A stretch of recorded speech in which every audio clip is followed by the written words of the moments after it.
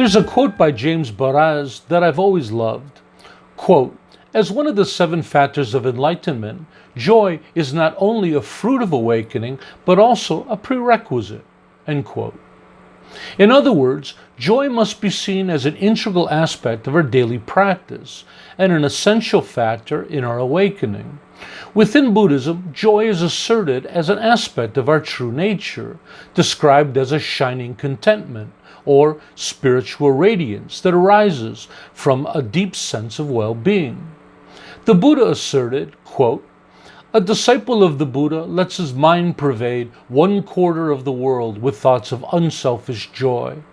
And so the second, and so the third, and so the fourth.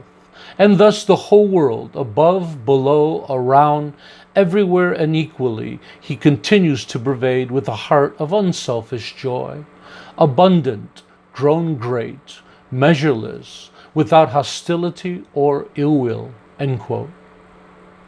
However, with that said, some Buddhist scholars assert that joy is quite possibly the most overlooked subject of all the Buddha's work, even though it's referred to extensively throughout the scriptures.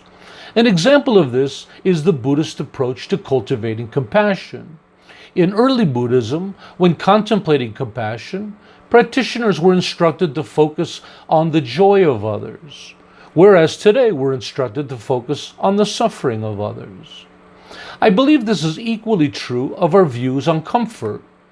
Correctly understood, the Buddha wasn't opposed to comfort, as long as that comfort didn't become an obstacle to one's practice. For within his own experience, the Buddha found that practices that utilize self-mortification or self-punishment didn't liberate him from suffering, but instead only made him suffer more.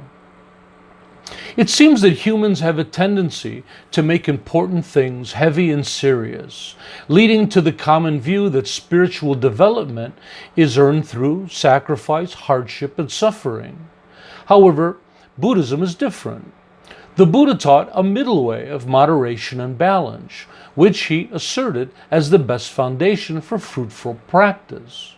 A middle way between the extremes of self-indulgence and self-mortification, as well as a middle way between extreme views.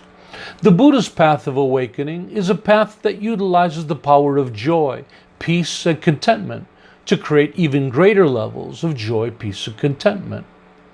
To help myself and friends to remember this, I've written a short aspiration, a prayer I read each morning before starting my day.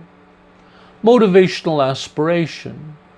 Just as the Buddha clarified that self-punishment was not an aspect of his teachings, asserting that the comfort of his middle way to be the best foundation for practice, I too cultivate and embody joy, contentment, and comfort within my path.